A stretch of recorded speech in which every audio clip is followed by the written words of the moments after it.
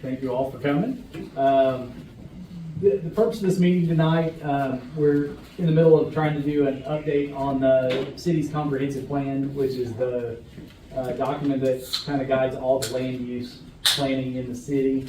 And so we've been working on that since I think the middle of the summer-ish. The group that's up here with me, this is our update committee and also our board of adjustment. Do you guys want to introduce yourselves? Sure. Oh, you want me to start? John DeFlippo. Lynn Smith. Ruth Jones. Eric Brum. And I'm Chris Cheney. Does everybody want to go around real quick and introduce themselves? I'm Carol Maggard. I run Raggedy Ann's. Carol Evans with Bluegrass Area Development District. Brandon Farmer with Patriot. I'm Christine Nolan, Shadow and Brandon. Mitchell Patrick, just live here. I'm liking Mitchell's YouTube page. So I'm not going to try to go too much into the PowerPoint that I've got. I've got it and I don't like them, but I'm going to go through it really quick. It's kind of the introduction and a presentation of what we have so far. What we have accomplished to this point is we have a draft of the first 3 chapters of the comprehensive plan. It's the introduction, the base study, which I'll get into what that is, and the current land use chapter. There's handouts back there on the table. If anybody, did you get handouts, Carol? Yeah, there's. I've got copies of the first 2 chapters, and then the old goals and objectives from the current 2013 comprehensive plan, and then the last page of that's the notes that we've kind of all put together on the goals and objectives. So our purpose tonight is we want to try to get ideas for the goals and objectives.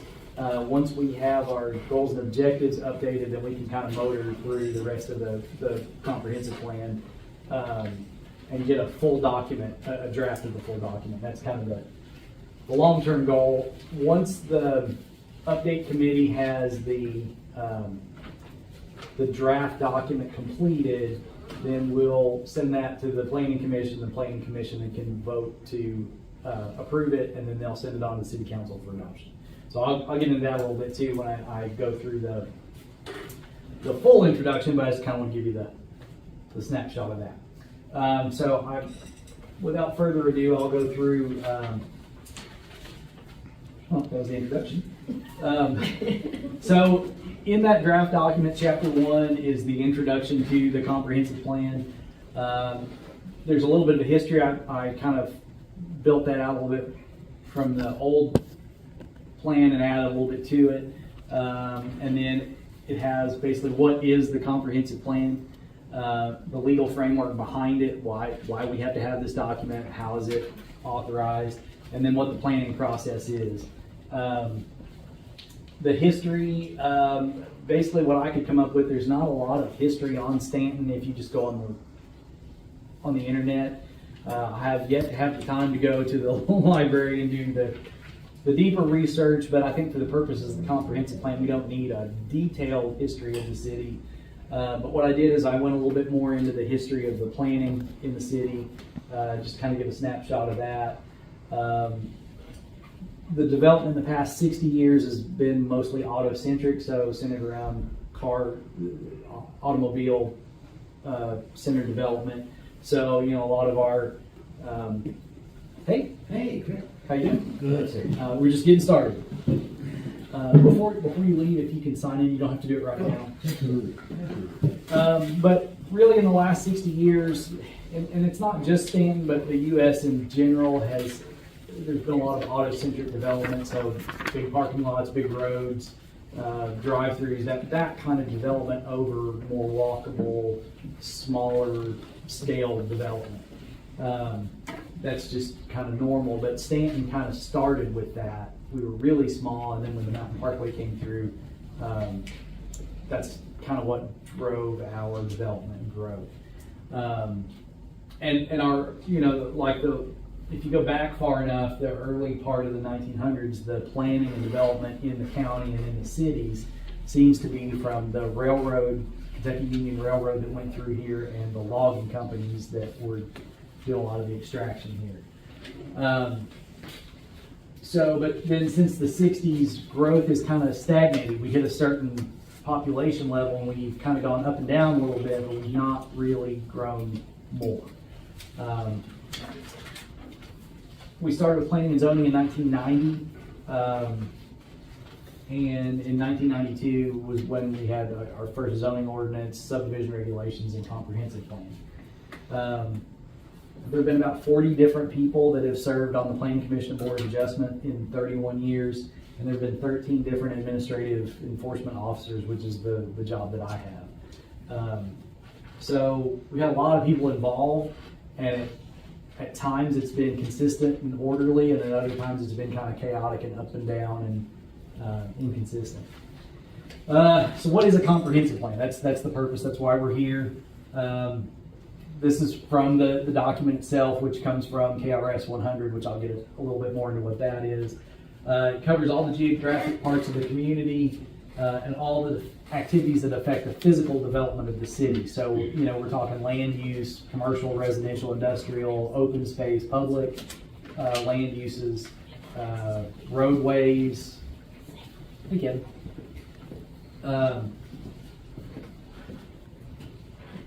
So it's comprehensive in that sense, in the land use development of the city.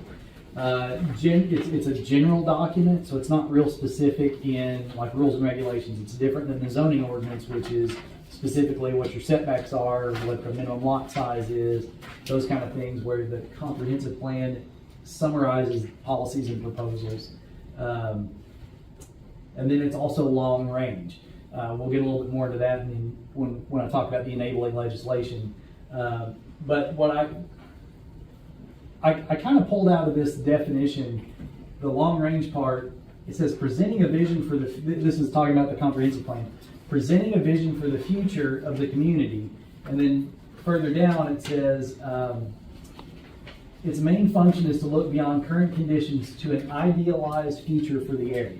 So we're trying to imagine what future we want for the community. If you're a sci-fi writer, you would write about some kind of idealized future. This is our sci-fi novel for the city. Too far. So basically, I feel like the summary definition of what a comprehensive plan is it's presenting a vision for the future of the community, and its main function is to look beyond current conditions to an idealized future for the area. So that's kind of general. It reflects this is other definitions I found. It reflects the desires of the community and serves as a decision-making guide. So it kind of helps us when we make decisions on changes to the zoning ordinance, or when we do zone changes and things like that. It helps us make those decisions. And then outline strategies to accomplish the components of the plan, which is what we're doing with the goals and objectives. We're trying to come up with what our goals are and then how we're going to achieve those goals. The legal framework, Kentucky Revised Statute number 100 is the enabling legislation for planning and zoning, but it also is the kind of the how-to guide to how you put it all together. And it specifies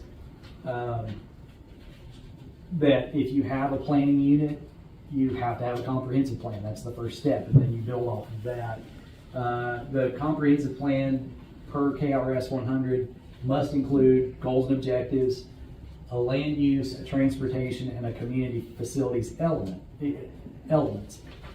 It can have more than that. You can have elements on housing, historic preservation, open space. You can have all kinds of different things involved, but at a minimum, it has to have goals and objectives, land use, transportation, and community facilities. Ours kind of has that and not much more, so we can add to it if we choose. Also, KRS 100 says that it has to be amended or readopted every 5 years. It doesn't have to be totally overhauled every 5 years, but it at least has to be looked at and readopted. So voted on to say, hey, we're going to readopt it, which in the past that's happened at times, and then other times it's been updated. So we're at the point now, the last full update was in 2013, so we're 10 years out from that. It has been readopted since then, But I think at this point in time, we really need to look at it a little bit deeper and do a full update. And then it's approved by the planning commission ultimately, and then referred on to the city council for adoption.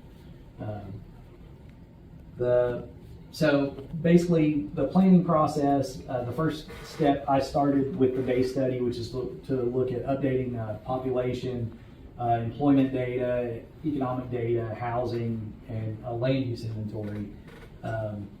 So that's kind of the first. You need a picture of what's going on in the city at the time. So that's the very first part of the planning process with the comprehensive plan. So we've done that, and that's what you see in those first 3 chapters. The very first chapter, or the second chapter, is the base study, which is all that data.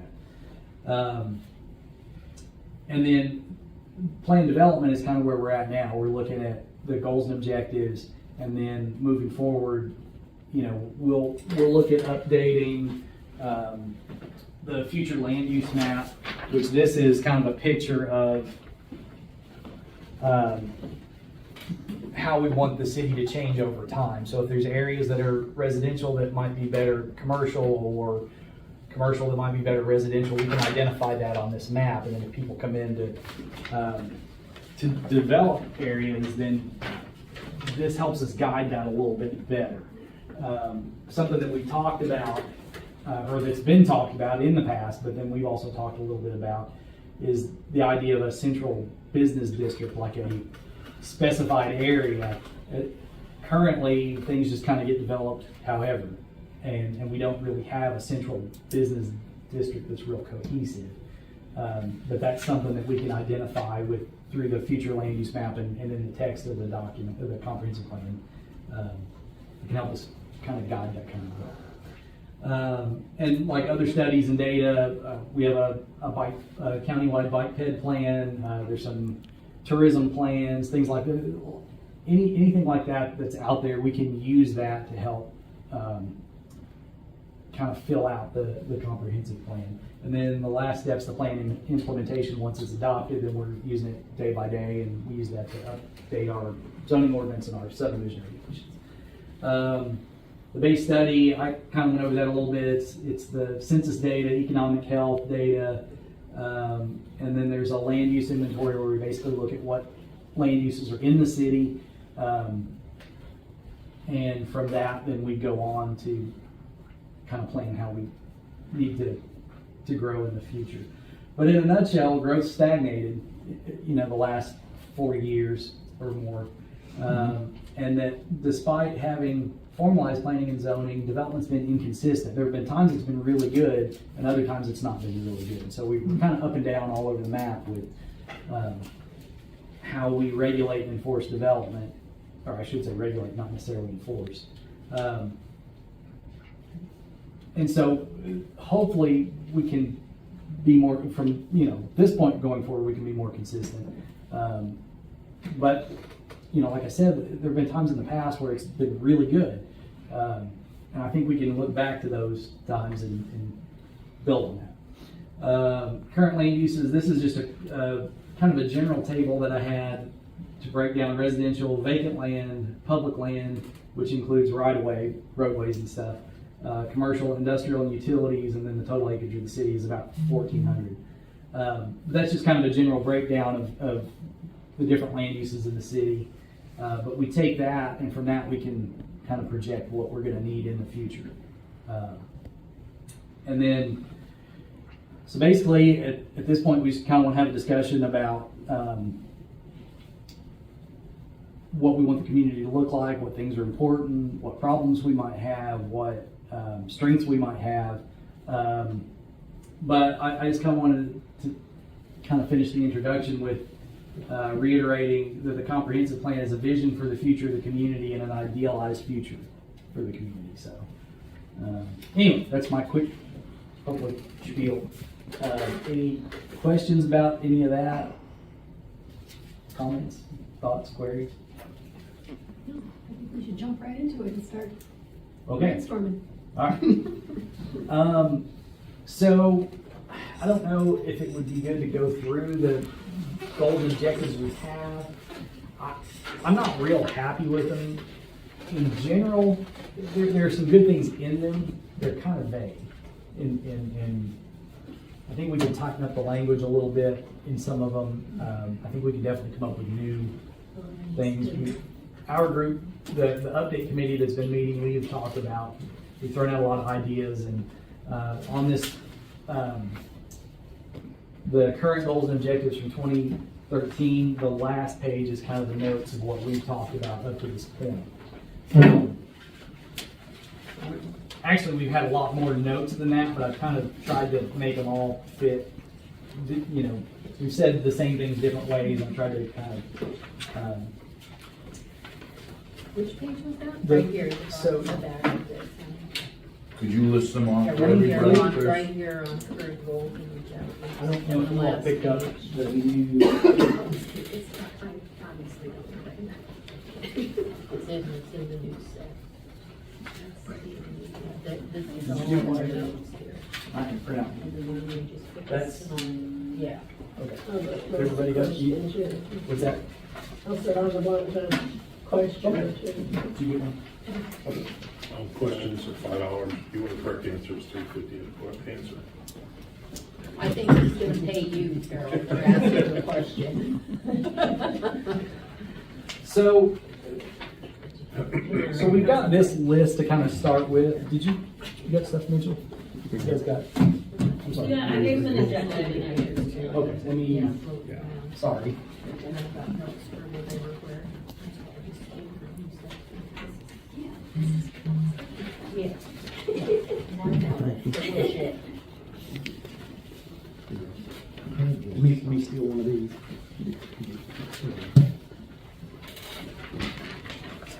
So that back page is our, kind of our new notes. The first 3 pages are basically the existing goals and objectives from the comprehensive plan we have now.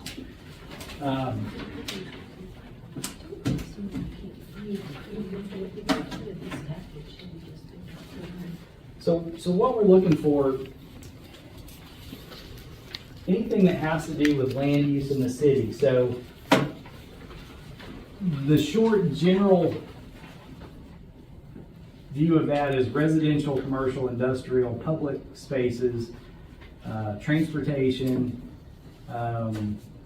any kind of infrastructure.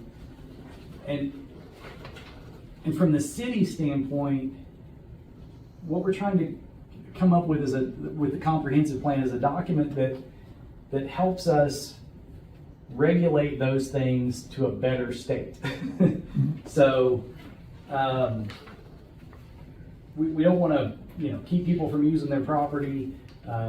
We don't want to unnecessarily limit the way land is used, but we want to guide development in a way that makes the community stronger and better. So anyway, I can keep talking, or Well, I think, one thing we can do, and what I'll do is I'll write down ideas, and we talk about this. Like if we get the board full, we'll take a picture, we'll wipe it clean, and move on. Anyway, I'm sorry, Lynn, go ahead. Well, I was just thinking, as a starting point, the whole thing about a more centralized or defined business area. Okay, rather than having our retail spaces just kind of scattered everywhere throughout the city, but so that when you go out to go shopping, you can go to basically one kind of area and go shopping. I don't think I'm explaining it exactly. As I go down Main Street or I go down College Street, I think of those two as our business. Right. That's our business. That's the way everybody thinks. Yeah. They don't even realize that there's businesses on 213. Well, but I think of I think of that as like a business corridor. a business Yeah. corridor. Yeah, that's Main, to me, that's Main Street, Well, and then there's College. it comes out there, it says 213, so North 213 is what our address is. Mm-hmm. And people don't even know that there's anything out there. Like I said, they was driving around looking for someplace to go. And could there not be some, like, business signs put up, or business district, or pointing in each direction, or? some I kind of- brought that up once before, Carol. We do have on the exit coming down, you know, on the main road signs out there. But our signs of our businesses are as you come down the hill. People going past can't see that. I don't know, how come our road signs of what we have here in Stanton are going down the exit? You can't even see them if you're going past. Right. And just like Carol's Raggedy Ann, that would be something that tourists to the area might wanna come in and take a look, see what she has in there. She I'm has not lots of here good just things. for my business. When I started coming to these meetings, or not this one, but tourism, 4 years ago, we couldn't get any decorations or anything out that way. And I mean, it's just like a ghost town. Mhm. And it's still that way. The road has destroyed us. I mean, they had us shut down in probably about 2 years. Half the time you couldn't even get in the door. And I think more advertisement, some way to, Well, I think what occurs to me about that part of town where you're at, part of the problem is there's some discontinuity. We've got the cemetery, which takes up a huge part of that side of the road in the middle, and if you look, like across the road from the cemetery, right now, there's not really Really anything nothing. there. It's all underutilized. Right, and they got so, my parking. right, so there's a big gap. Right. And then you pick back up like the health department and the church and then your building and the next building. And I think a little bit of the problem there is there's not a lot that attracts people in. So they're going by and, I mean, some of those buildings, even with things in them, don't look like there's anything there. What is all that empty space that's on the opposite side of the road there? Yeah, there's a big lot in there. Who owns that? Why is it empty? I think the vacant lot between like the Church of Christ and that next building, I think goes with that building. And I Okay. think Ruth Billings owns it. I'm not 100% sure if it goes with it or not. But there's that vacant grassy lot. Right. There's that new parking lot where the old post office was, that was Mefinka before Mefinka moved to the place where Mefinka burned. Mhm. And I think that lot was put in for the cemetery. That was to help solve the parking with the cemetery, Okay. the one on the corner there, which might not be the best use for the property on the corner, but the Right. cemetery needs parking. So I mean, but then right next to it on the opposite corner, then you've got the big parking lot next to the Golden Rule. So there's just all this empty parking lot. Right. Right. So there's just a big stretch there. Well, it's just Well, it's just a poor use of. Right. It Right. is underutilized. Yeah. Right. Which the cemetery is the cemetery. That's Right. that's never going to change. No, And the need for parking there, that's never going to change. But it seems like there could have been something we could have done different there Right. with that. And I feel like that was kind of maybe in the planning process with the road, which I don't know that anybody is super happy with the way that all turned out. I think maybe we could have done better early on with the planning there. yeah, but that was really a state project. It though. really But was. It's not civic. And they- yeah, And how much they paid attention to anything, I can't tell you. I don't know. My experience has been they'll take input, but they don't always do Mhm. what the community Correct. wants. Mhm. There's a lot of cost cutting, there's a lot of, can't do it for this reason, can't do it for that reason, so it's hard sometimes to get what you want out of a road project like that. I've heard answers like, I've heard communities say, we want lights, we want, landscaping, these things, and they'll say, okay, well, you have to come up with the money for that.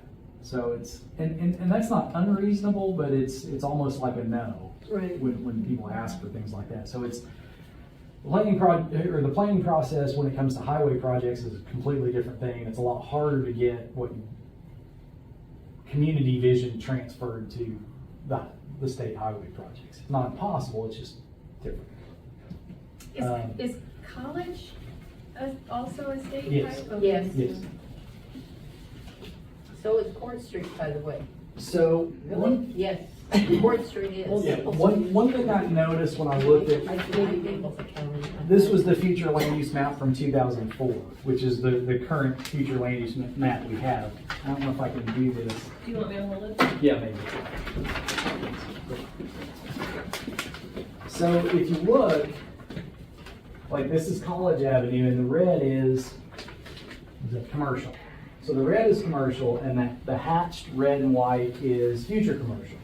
So the future land use map identified College Avenue as commercial, future commercial. Then if you look, 213 Main Street is the same. Mhm. And then it also identified Washington Street as kind of a corridor that way. Mhm. Washington Street, Yeah. it's there. What I feel like on Washington Street, or maybe the intersections make sense, like Railroad and Washington makes sense. Maybe you have a business there. Obviously, around the courthouse, it's more public use, not commercial. But if you get in there and look, there's a lot of houses and not as much commercial there. So really, to me, this feels like it makes more sense as medium density or high density residential. But that's kind of what happened with the future land use map back then. There's no reason we can't kind of continue with that, maybe even be more specific with that. I think that's so that's one way we can kind of incorporate these ideas is when we look at updating that map, which we'll have to do as part of this process, is be a little bit more specific about, more thoughtful about Yeah. how we identify. I would think that trying to focus on those two, you know, as where we want to concentrate our commercial, you Right. know, when I say commercial, I mean more almost retail. Right. Okay, Right. and then also coming up with architectural standards. And I think that would really make things be more cohesive, more of a, you know, bringing it all together. What did you say for that?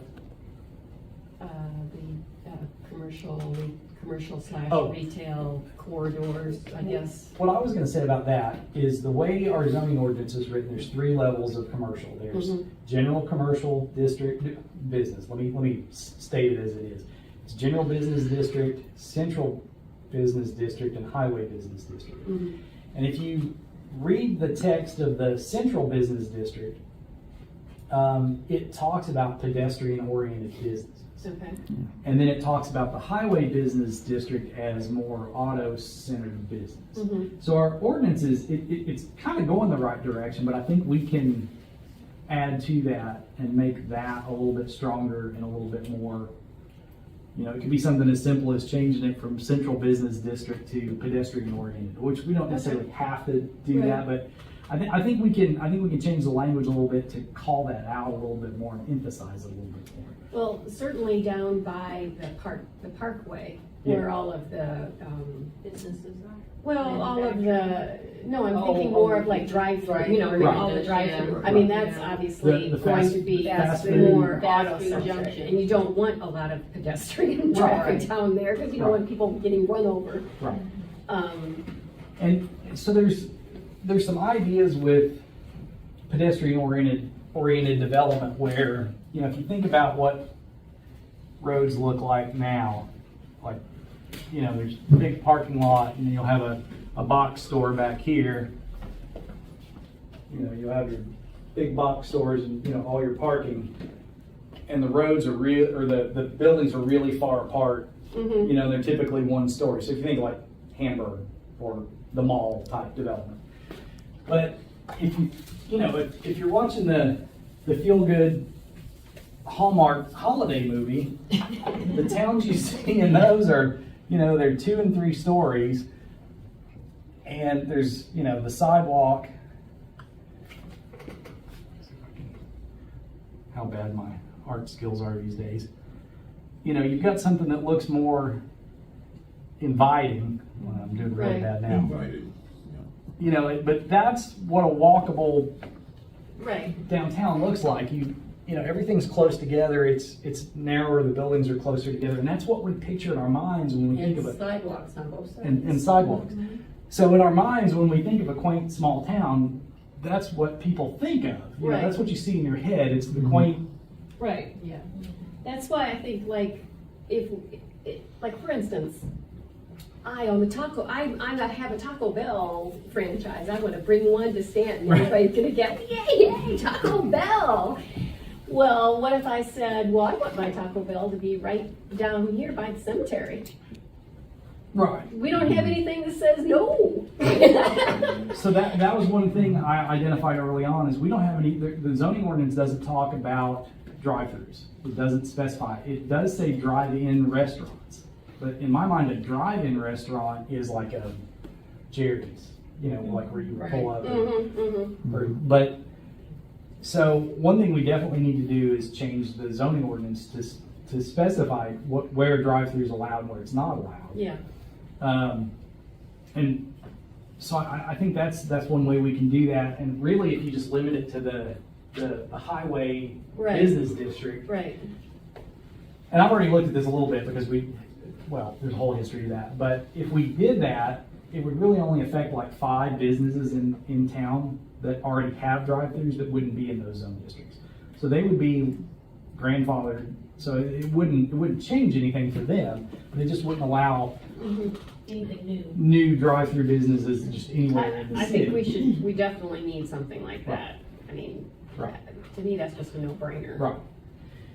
But I think what you were talking about with the architectural standards, it goes back to the, you know, like if in our subdivision regulations and the zoning ordinance, if we can specify like in the central business district that parking has to be in the rear, Yes. businesses need to front to the street, Yes. and there needs to always be sidewalks.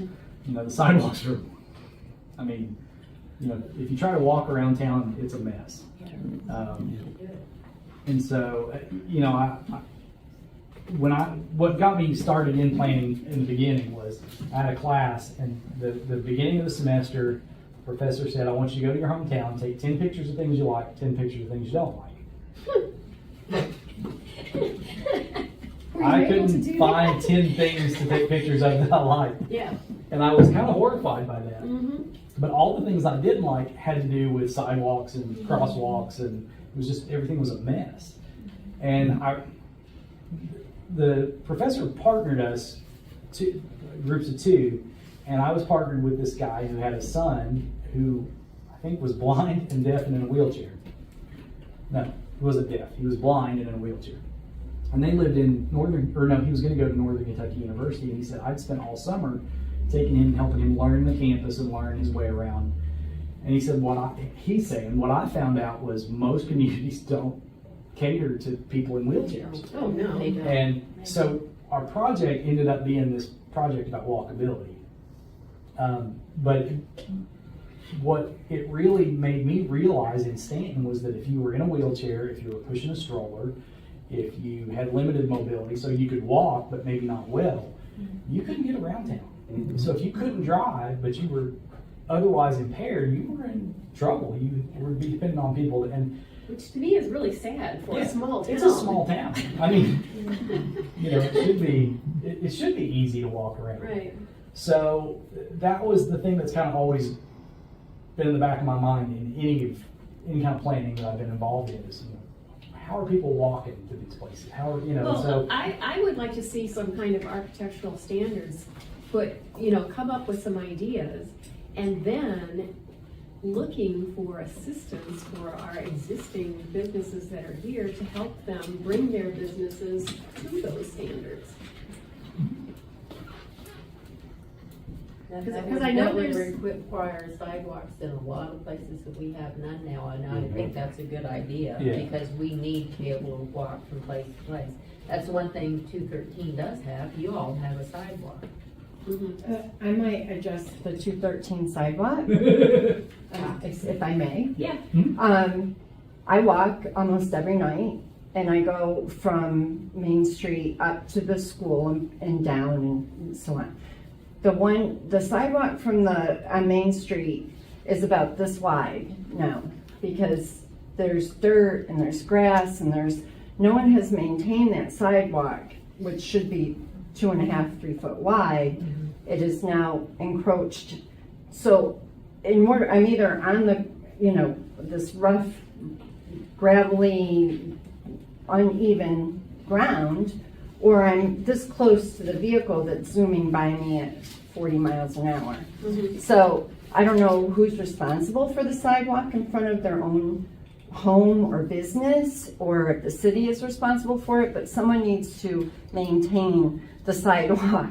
Were you talking about College Avenue or Main Street? College. Okay, yeah, that one's Going from the school to like it's advanced auto really is bad because there's deplorable. no separation between the drive lane and the sidewalk. It's this close to the street And they've it's- paved and paved and paved, so the sidewalk's Yeah. that much higher. And there's only about this much sidewalk that's exposed anymore. I don't know that I've had anybody ask who's. I have photos. But I'm just saying, I always thought that the home or business that The fronted homeowner They it, should would be. be responsible. In They most should get places, over that would. Yeah. Yes. Not to maintain it for, not to maintain it, but to keep it but clear. like- Right, right. Well, Well, yeah, to well, mow it and you're that kind of stuff, but to reliable. put it in, liable Oh, to shovel snow on it. yes, Keep Keep it. it clear of debris. yes, Not to exactly. put cement, not to Yeah, repair well, it. that's No, what no, I'm saying, exactly. to Just actually maintain put it. it in there, maintain it, yes. It really depends on the property lines. If that property line goes out, if the owner of that business and their property line goes out to the sidewalk, then they're responsible for it. If not, then the city is. Yeah, that's fully, That'd be a good time for the inmates to get outside and get some fresh air, And clean the sidewalks up. do some work. But as far as the width and that sidewalk in particular is really bad. But what's funny about that is any sidewalks before the 213 project, there was always just one. Right. They didn't put them on both sides. It was one side Right, or the right. other. And what's crazy is if you go down Washington Street, there's I'm trying to think, is it Boone You have to Street? cross over it. yes. Boone yes, Street, the yes, sidewalk yeah, does cross this. traffic. It's crazy, I don't know how that Yes. happened, And yeah. so Which isn't impossible, but it's odd. right. Yeah. But yeah, and then there's like no sidewalks all the way down to College Avenue here, and there's no sidewalks until you get almost to the courthouse Right. on this side. Yeah. So we got some issues. And then, like on Railroad, if you come down to Railroad, and It this ends. it ends at Molly B, and there's, like 200 feet, which that's supposed to get fixed. I think there were some issues why that didn't end up Yeah, I getting don't know built, why, but but I turn around there as well. I don't. it's supposed to get fixed at some point. But yeah, we definitely need better connectivity, and we need to fix some things like this. Makes no sense. But then what you'll see what'll happen, there was a lady a few years ago that was on one of those mobility scooters, and she was on Washington Street a lot, and she was always in the road because the sidewalk was horrible. But she would be in the road, Yeah. and I mean, you can't blame her. She No. didn't have anywhere else to, if she got on the sidewalk, she was going to get stuck or. So, that's a definite need we have. And I think, like, if you look at the old goals and objectives, and there's a section on transportation.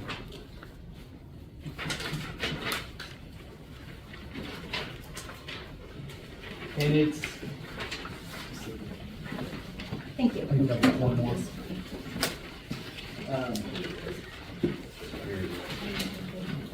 On the second page, top of the second page.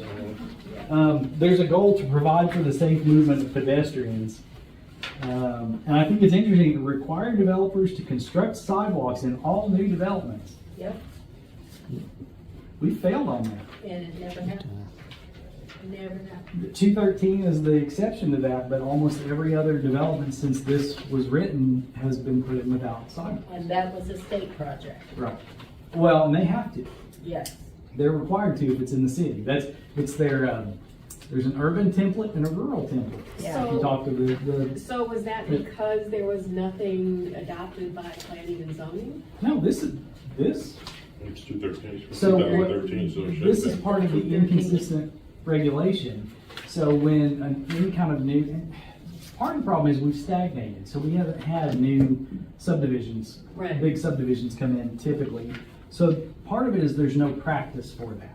Okay. So, we don't have somebody, I'm not every day reviewing subdivision plans and making sure they meet the comprehensive plan.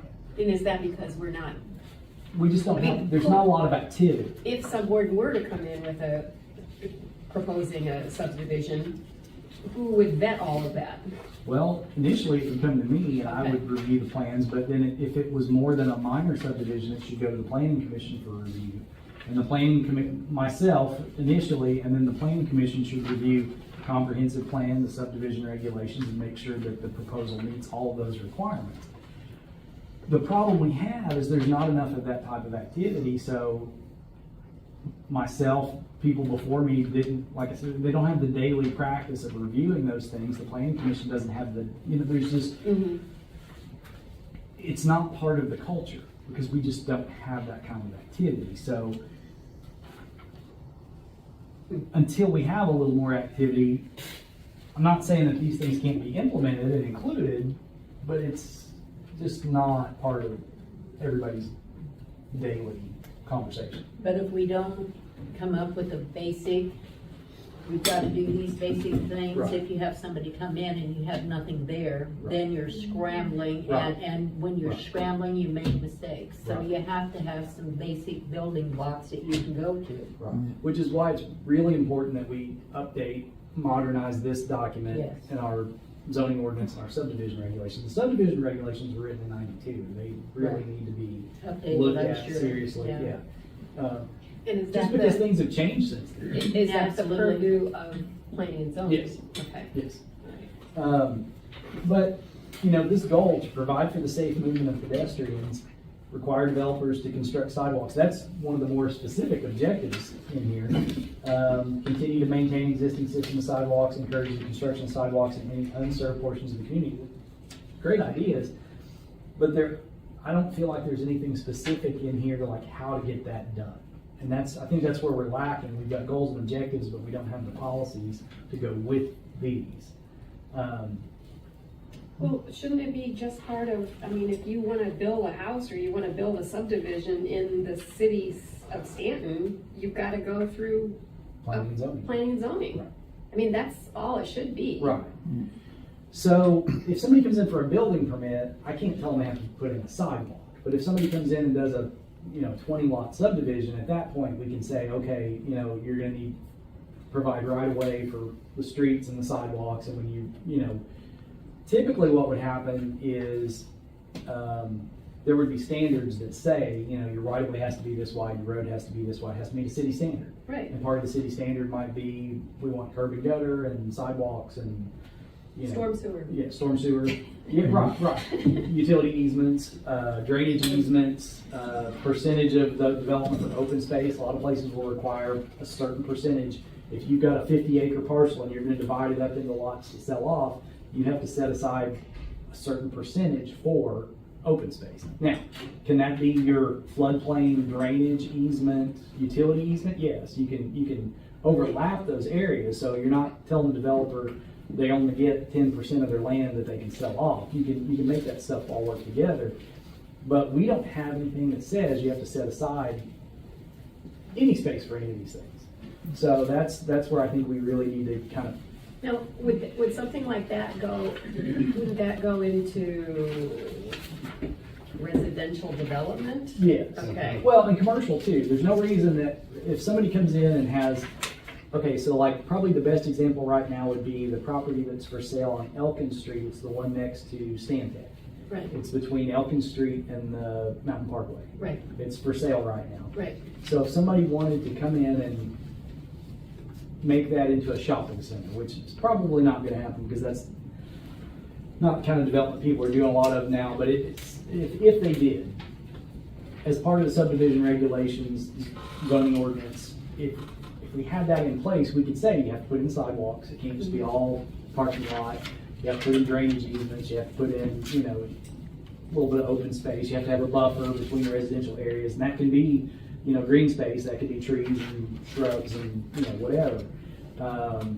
Some places I've seen where they'll require if there's any kind of, say, like multi-use path or recreational facility nearby, like a park or something like that, they have to provide a connection to it. What about, like what I keep hearing, what they want to have happen there is some kind of a hotel, Right.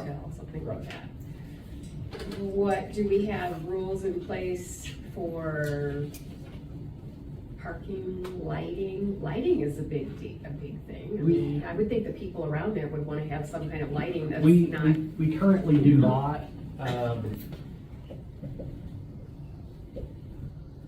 And that's something we can add in, to the zoning ordinance. I've got a draft section of that. We've got architectural standards, landscaping. I would think some kind of landscaping / parking to help deal with water problems, which is always top of mind awareness for everyone around Well, here. that's my whole point. It's not just that, but we have to make sure that we have the infrastructure that can handle water, sewer, electricity, Well- gas, whatever else is there. Because parking. And can it handle additional business? Right, because parking directly affects stormwater. Because Exactly. if somebody comes in and puts in a huge parking lot, that automatically changes how the water flows Exactly. into the natural drainage, and so that's a consideration. I had a complaint and a nuisance case off of College Avenue that would drain from that property that we're talking about. It would all funnel down and go through under College Avenue and then right into the properties on the other side. Mm-hmm. And if a big parking lot goes on that property, it's gonna affect the drainage a quarter mile away. Right. Right. So I mean, that's something, nowadays, there's kind of more of a movement toward permeable Right. parking Yes. lots as opposed to not, all asphalt, which that's a little bit harder to sell here, but we could encourage that for sure. Or, not just full coverage parking lot, but, like landscaping buffers in the middle. A lot of places will have like a planter box or something between the spaces, or permeable areas between so like you might park on a hard surface and drive on a hard surface, but everything else is permeable in Right. some way. I don't think from a drainage standpoint, gravel parking lots are great, but they're not really otherwise. No, So- it's kind of hard to have a wheelchair or somebody on crutches Or to just- safely Or traverse just somebody, from one area to the other. like I sprain my ankles a lot, and there's times I'll tweak an ankle, and if I have to walk across a gravel parking lot, it's hard for me. I mean, Yeah. So there's got to be kind of a balance between those kind of considerations. Like, do you pave the whole parking lot, or you need some permeable areas for?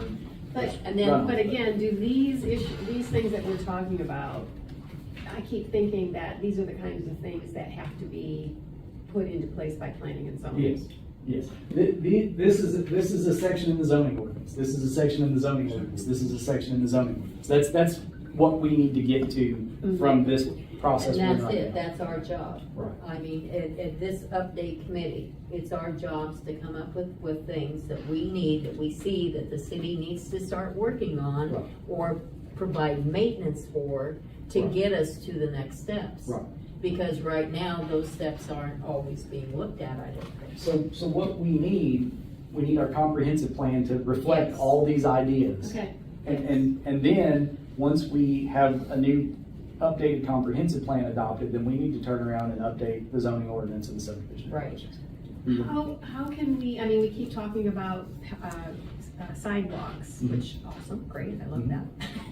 Bicycle, Mhm. how, is that just providing a bicycle lane? Do we even unfortunately, that didn't happen with, this massive I think it still project. could, because bike lanes are painted Not- on the road. right, And, yeah. and what I need to do, and I keep meaning to do, is get from them the cross section of the road and see what the actual width is. And then you can look at what's a typical lane, what's a typical bike lane, and see if there's enough real estate in there to do it. Mhm. I suspect there is.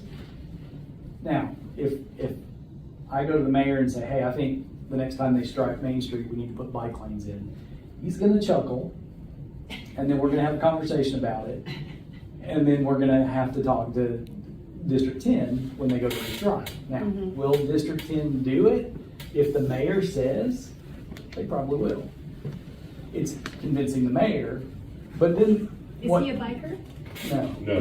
But what tends to happen, I've been a cyclist my whole life, but what tends to happen is, in a place like Stanton, you'll put bike lanes in and nobody will see a bike on them for Right, months. And then you'll have all the people going, oh, no, we put those in. Right, nobody right, uses them." yeah. But if you don't have them, people can't use them. Right.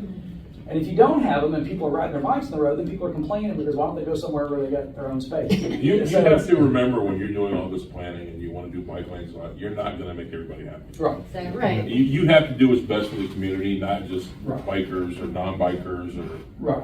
you're gonna have people complain no matter Oh, what. oh, yeah.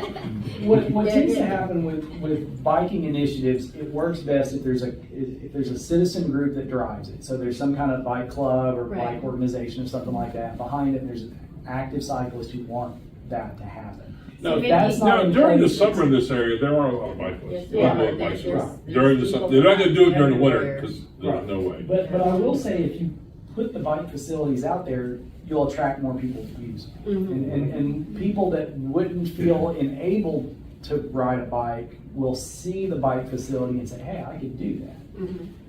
We don't have bike racks anywhere, hardly anywhere. Can't think of any We have 0. in the city. The schools don't have them, which is crazy to me because when I grew up, I rode my bike to I rode my school. bike to school all Yeah. the time, yeah. so, there's no reason some kids couldn't ride their bikes to school. And I know the idea in a lot of people's heads is that's not safe, but we could make it safe. That's, so, we could have initiatives where, like put in bike racks, have bike events, there's all kinds of different, but there really kind of needs to be somebody driving that. I could do that personally if I wanted to, You're a little busy. but I'm a little busy. It's not to say, Chris, and another thing that I'd like to bring up too, all of the sidewalks and everything are really nice, but I think we also need to be thinking about roads like railroad. There isn't enough space in some of those places for 2 cars to pass. Right. And Kevin tells me they pass buses on that Right. road, and I'm going, how in the world do It's y'all mirror, do it's that? mirror to mirror. we Yeah, we and differ. so we need to be thinking about those kind of places too, because we need to improve what we already have too, not just something new down the road. We- We need to be improving our We definitely have areas. some issues with road being too narrow. If you think about Maple Street, Maple Street's a little bit narrow for what it is, especially when you factor in the truck traffic. Exactly. But, Maple Street's curvy and hilly Yes, and, yes. so, Maybe it's just a matter of coming up with a standard for Yeah. city streets. well, Well, we They have also to be this need wide and. a truck route to get them out of our city and all the way through. the problem I think is how do you go back now and fix the existing road to be as wide as you need it to be? And that's it. Like railroad, the problem with railroad is there's a physical, it's really steep, and then the pavement starts at the top, goes across, and then you drop. So there would be right away, there's a whole thing that goes with that to make, if you wanted to widen Railroad Street, to make that happen. So it's not that it couldn't happen, but, then you gotta look at The cost would be, the cost and, what's the cost? Well, benefit but ratio? eventually we have to start taking care of what we have. We don't Well, have any maintenance programs, and we've got to start doing that. In order to help the businesses down Yes. on College and Main Street, is we gotta fix that area where it's more inviting. Yes. Because right now, it's not inviting. Right. So this, I think we talked about this in one of the meetings. I found this in the back room. It's from 1993. And somebody at some point decided, And a I'll great do this for idea. Mitchell's benefit. It was done by an architect, and it says the goal is to establish continuity and create identity for Stanton's downtown area. And they showed planting trees and landscaping and all along College Avenue and So there's a big difference between our downtown area and when I go to Mount Sterling. Yes. There's sidewalks, everybody can walk, There's benches. there's benches, there's Trash bike racks, cans. trash cans, There's there's places planning, I sit mean, there's down and have plants. There's, Yeah. public art, Landscape, there's yep. some Public art. murals, there's, yeah, Yeah. there's some little spaces, I thought it was really funny. There's parking, Quite a few years ago, I was in downtown Mount Sterling for something, and there was a space where they had torn down a building between two buildings. Mhm. And it was just dirt and a bench and the two walls of the two buildings and a sign stuck in the dirt that said park. And I laughed, I took a picture of it, I laughed. And I'm like, but I thought that was great. They took this space where they'd torn a building out and said, hey, we're gonna call it a park. Well, now if you go by there, it actually is really It's nice. adorable. Yes. They really fit. Now, in the beginning, it was just a dirt pile. Is that the one with the umbrellas and everything? Yeah. No, it's not the one in the corner. It's down about Okay. a block. If you go on, like you're going toward Yeah. Moorhead. Yeah. But it's, But we could do great things like that well, we too. could. And even have inviting little things like that that get you from one business to another. business. And right now, you can't walk from one business to another. Now Carol's, there's two businesses in one building. How many parking spaces do you have there, I Carol? mean, I I don't would say have zero. any. You I'm have like this. 0. Now who are the The church. parking The spaces between, and then there's parking spaces Well, between this way? That parking lot belongs to the church. On both sides of the building? No, on On the other the- side is, for the Mama's south Attic side. and Freedom down Yardsville Right. all Yeah. through the week and on the weekends, so they've got that side taken up. For the last 3 or 4 months, there's been 2 to 3 people at the church. So there's actually, I think, 7 parking spots there. But when they pull in just like this. And one may be up against Right, yeah. that, and one's back here, and one's halfway. So that takes 3 parking spots Right. on the back end there. And then when I park my car, that's another one that's gone.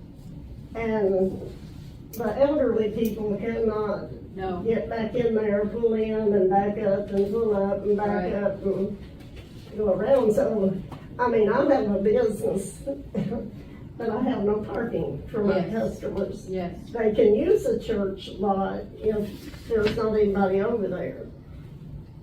But they fellow that mows the grass, and I may be stepping on somebody's toes, he's made the comment to me 2 or 3 times, well, you all are using our parking lot. And Mary says we have the right to use it as long as the church is not having an event, so that's what I'm doing right now.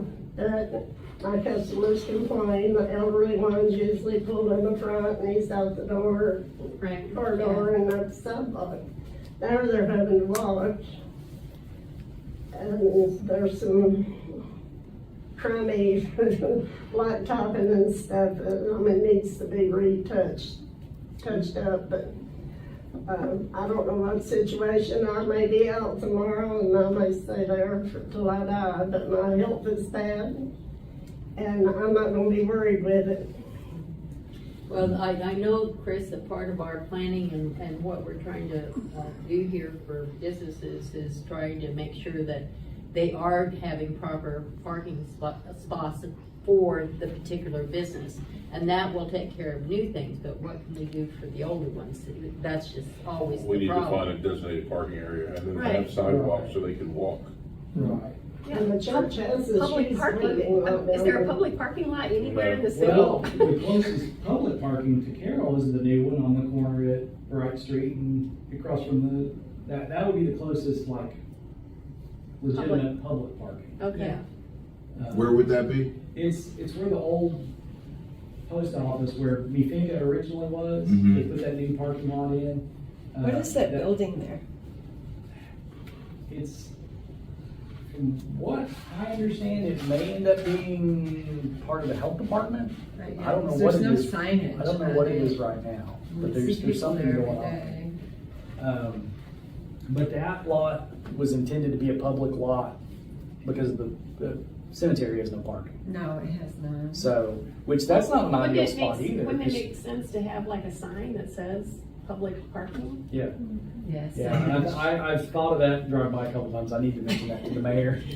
If the city owns it, it needs to say city Yes, it parking. does. City Yeah. Because what it Yes, looks it like does. is that building got free parking from the road project. Right. Yes. Right. So, Exactly. and I think right now they're using it, it really needs, I mean, if, you know, if a funeral pulled in and they needed it and it was filled up with people in there, it needs to be some delineation, I think. Yeah, right. And any place else, you go, any other community you go to, if there's public parking, you'll see a sign, you know, it'll point public Exactly, parking this way. exactly. So, I think it would be good to let people know, hey, and it's new, I mean, you know, it's been a few months now. Yeah. It could be there, but it's relatively new, so that's something I'll bring that up. I keep meaning to, I keep forgetting. But yeah, I mean, we don't really have any designated public parking spaces, but then that kind of goes back to walkability. If you're not really Yes. walkable, it doesn't matter if you can park a block away if you can't walk to the business anyway. But if you have a business on place, you want to have, availability to Right. customers. I Right. mean, that's just Right. basic Right. facts, right?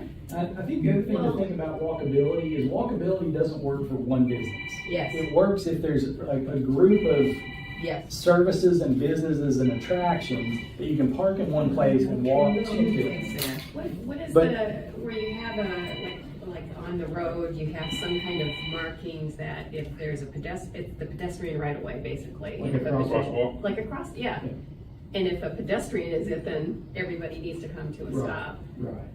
There's some places I think we definitely need to identify some better markings. I mean, just next time you like go that, out- if you're parking for a funeral and you can't get across the Right, street. that's I mean, what I was thinking, there needs to be a designated crosswalk there from Right. that lot across the, Right. yeah, that's, and there needs to be some signage, pedestrian crossing. Mm-hmm. It wouldn't even hurt, honestly, there for the purpose that it's there for, to have, it's called a demand actuated. Yeah. So like, if you're gonna walk, it's Right, kind of like the lights walk, start don't walk flashing signs, and but everything, basically in that case, there's not a traffic light. But if there was a group of people going for a graveside service, you hit the button, the lights flash. Yeah. And, you know, I mean, that probably would be appropriate there. Would the state put that in? I don't know. Doubtful. What I would, next time you're on Washington Street and you're going out toward College Avenue, pay attention to the crosswalk between China Walk and the therapy, Apex Therapy. Notice where that crosswalk ends on the Apex side. Right. Sure does. And if it's really rainy and there's water standing everywhere, Yes. It doesn't drain there the at all. crosswalk basically looks like a boat ramp. Yeah, It Exactly. ends in a pond. it does. So that was one of my pictures in my class that I took. I'm like, I hate this. This is terrible. Like, why did they even bother to paint the lines? Well, it has an old drainage piece that's right back this way Yeah. from it, and apparently all of that has just gotten just all deeper settled, and yeah. deeper and deeper and deeper until you have a nice little pond there. But we have a few of those around the city too, where the state has painted a crosswalk, but it's totally useless. And so, I don't know, there's things like that we could address, and a lot of times those are paint. They might be easy fixes, or they might be, maybe we need to add signage, maybe we need to relocate them. The problem is sometimes when you get talking to engineers and you say, we need to move this crosswalk, oh, we can't do that. The standard says it has to be, so then, it's kind of hard to negotiate with math. But there's things like that we can identify, and again, that goes back to, see, have we gotten to that yet? With infrastructure, I think that was in the notes I had on that back page. Water, sewer, streets, Yeah, yeah. bicycle, pedestrian, lighting, utilities, broadband. So is this where I put the notes? Okay, at the bottom of that page, I added this today, strengthen city maintenance department. Yes. Inventory the assets we have, assess the conditions of the assets we have, and then prioritize new policies, how we're gonna upgrade, maintain, add to, but that goes back to the planning process. Right. We need to have an inventory. So right now, the ad has created I have the GIS layers for water, or all of our water and sewer infrastructure. Good. My goal now is to create the data for the stormwater, which the more I think about it, the more it's gonna be a huge deal, but it needs to be done. Yeah.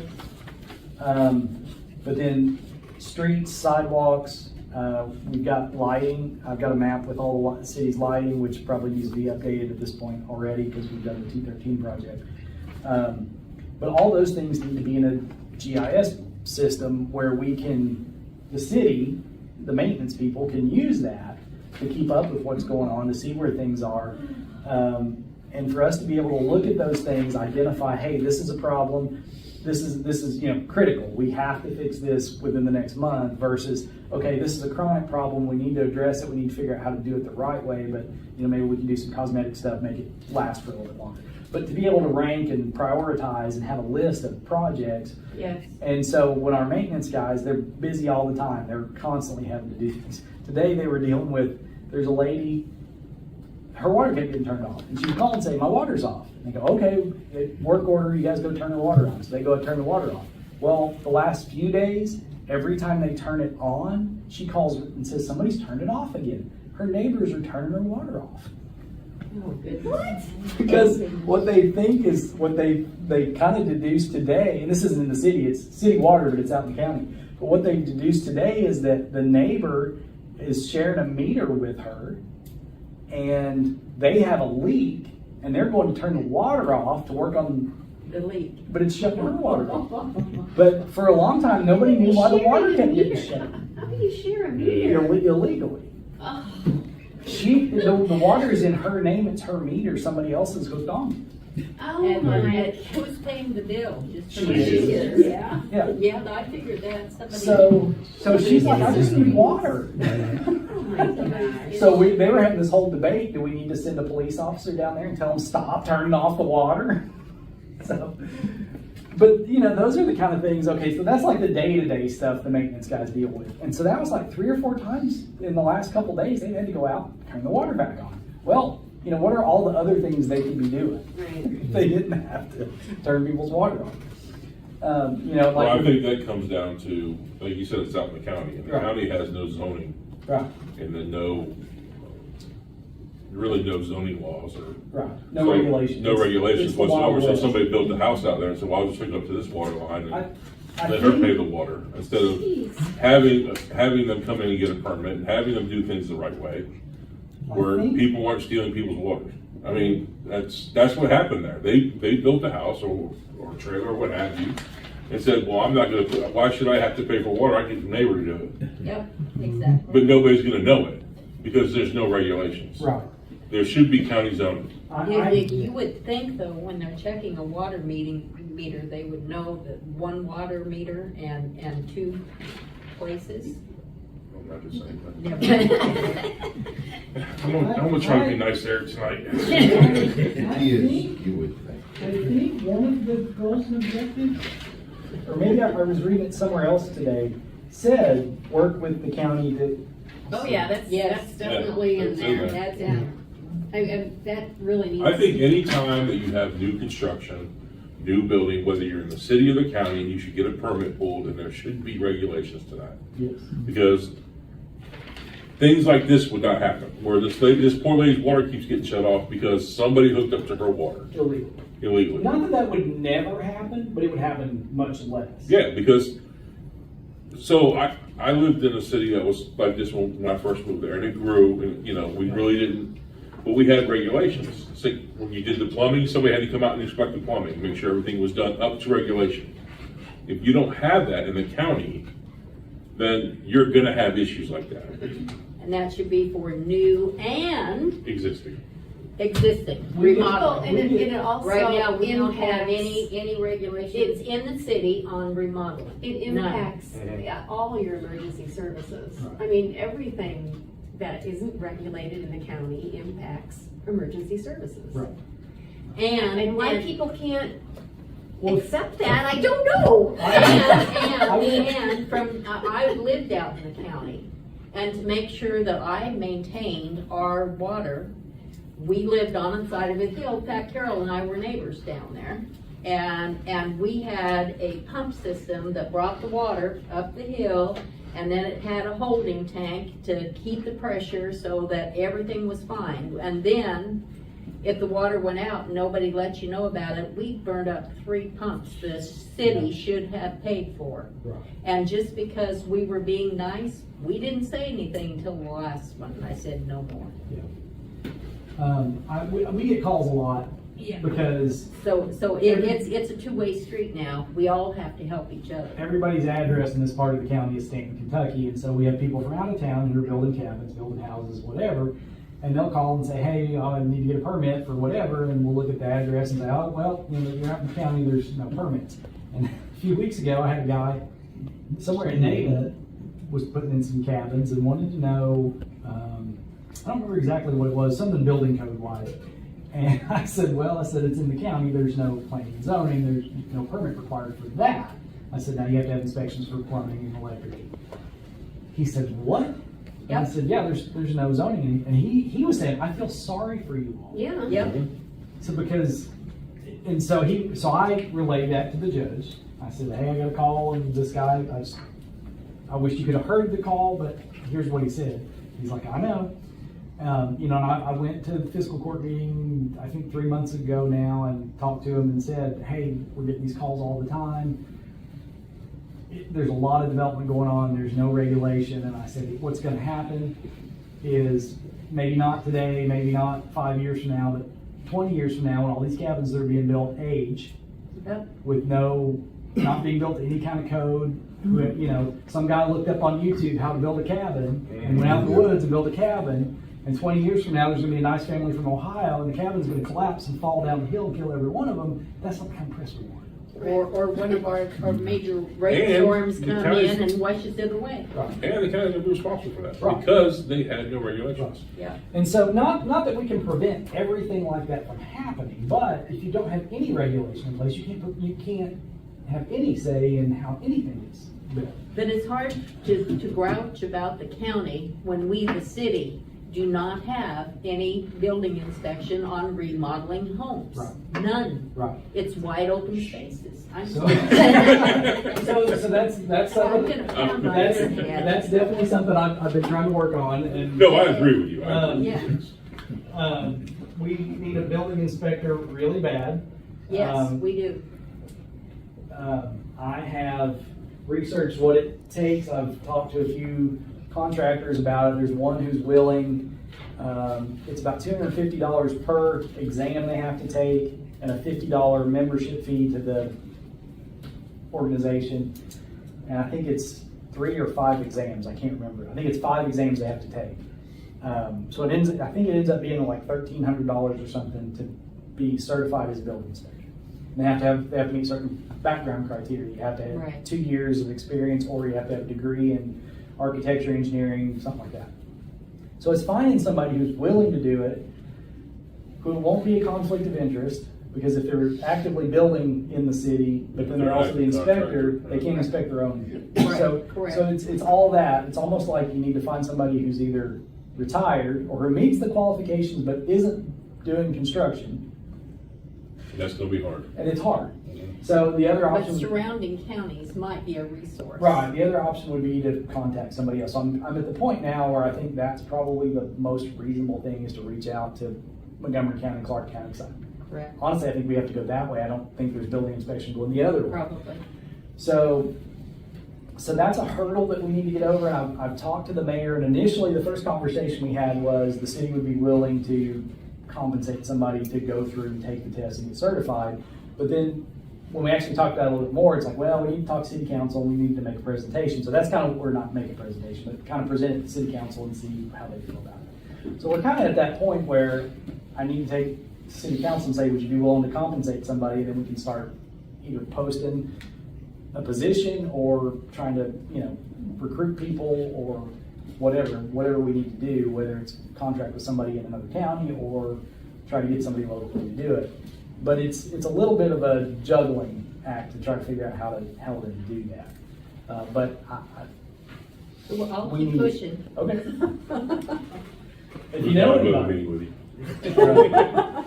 But I mean, like from the commercial standpoint, the state inspects commercial construction. Right. But from a residential standpoint, you have no building inspection. So, any kind of new construction, if we had somebody come in and want to do a 20 lot subdivision, right now, we don't have anybody who would inspect any of those Right. houses. So that's a problem. So I don't know that we won't have something like that happen soon. You could, I mean, you have, Right. I was talking to Willie earlier, there's businesses coming in here, hiring 30 people here, 100 people there. Yeah. And, you're gonna have people that wanna move closer to where they work. Right. And if we don't have regulations, zoning regulations, county zoning regulations, building regulations, you're gonna have issues. See, and like, if we've got broadband going in, then that opens up people to be able to work, Yes. live here, work remotely, Yes. and be closer to the gorge. Yes. Which that's a big draw for people, and that's something people I've known for years that were professionals that lived in Lexington, lived in Cincinnati and places that came here to recreate. The reason they said they didn't relocate here partly was technology, partly was nightlife. Huh? We won't have any of that. Kroger can sell beer now. But part of it was that community aspect, like they lived in Lexington. Well, So one they more go thing to goes Kroger. someplace else again. And so we don't have a lot of extracurricular activities here, so that's something that we're, as far as attracting people to move here, we talked about it at one of our meetings, schools is a big thing. Schools. And so, if our Yes. schools don't rank very high, then it's hard Yeah, to I mean, attract well, a lot of people move, but there's a couple of things they look at. The first thing they look at is the school district. Yep. Where's the school district? Number one. That's probably the first thing they look at, especially if they have young kids. Right. People that are probably retired or, single, probably don't care about school districts, but families are gonna care about that. The other thing is nightlife. Well, I think neighbors, transport back and forth to your job, but Yeah. you need a package, but schools were always my husband, my Nightlife first is the priority. wrong thing. Right. It's to say, a place that you can go out and enjoy a meal in the evening, that you're Yeah. not cooking yourself. And what's in the wind? Isn't there coming up for a restaurant or something, development?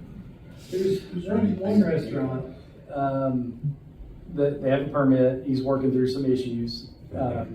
But told the mayor last week that should break ground in 2 months. They You know, want to break ground in 2 months. Yeah.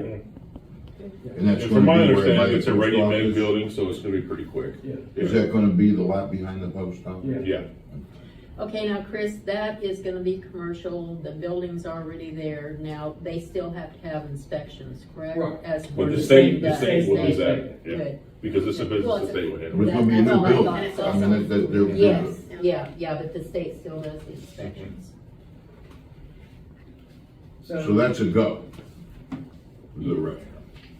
And So far, I was just gonna say, what, got some hurdles, but yeah, that well, should be okay, all the right. hurdles, there were lots of hurdles. What can we do to remove hurdles so other places well, can come in? conversations, one of Those our, have to be our hurdles, not the customers. one of our conversations, one of our earlier meetings, we talked about, well, or maybe it came up after the meeting. I think maybe it was in the email that you sent me, Lynn, about, attracting people to, like, making Stanton a place that people want to move to, or where people Right. want to live. Mhm. And the things that, when you look at what people want where they live, I think about things like, it goes back to the walkability, like the quaint little central business district where, you can ride your bike to wherever, or you can Or park you your can car walk and and walk to shop. 2 or 3 Yeah. different places. One thing I absolutely hate, I'm not knocking Kroger, it kills my soul if I need a loaf of bread, because There's no bakery. I have to deal with the traffic to get in and out. Yeah. And then I have to park the car, walk all the way across the parking lot, and then I'm in the store, and then I gotta walk all the way across the store. And it's like, I don't mind the walk, but that's not where I wanna walk. Right. Like, I don't wanna be walking across that parking lot and through that store again today, after, day after day after day. And so, if, They tried some bakeries and they just didn't make it. yeah. Well, Yeah. I think that as the demographic gets younger Yeah. here, Yeah. I think, and we put more infrastructure in, such as, I think a lot of businesses don't come here because they can't, there's no Right. parking, there's no way for them to walk anywhere. Right. That's So true. we have to fix that first before we start dragging businesses in. And having, decent housing for But- people that is safe. But if you think about what people look for in their neighborhood, outside of their own house, there has to be public spaces where you can be without the expectation of spending money or doing something, you know, so there's not a lot of those. Libraries, parks, you know, places like We that. do have a nice park, We do. Yeah. and that has improved greatly We over do. the last And 15 years. honestly, it wouldn't hurt us It's to great. have We're a few gonna have more really small nice parks here and there Exactly. in different places. You know, there's plenty of places around the city where it could be just a little Pumpkin park. green Yeah. space with Like a, a yeah, pumpkin park. with With a a bench. with a bench and a fountain and, Right, you know, it doesn't have to be anything, but a place where people can go and just be there. right. Let their Um, kid run around for a minute and, Right. It's all you know. park. But you know, even our library, like the parking at the library is a problem. Wait, we're Oh, getting, the parking at the library is terrible. we are gonna get a new library. yes. It's taking a while, but it's gonna happen. But you know, the other thing, Where's the new library gonna go? there's a, We're across from the high school. yeah, down past, Oh, okay. yeah, Okay. Across from the middle school. yeah. Yeah.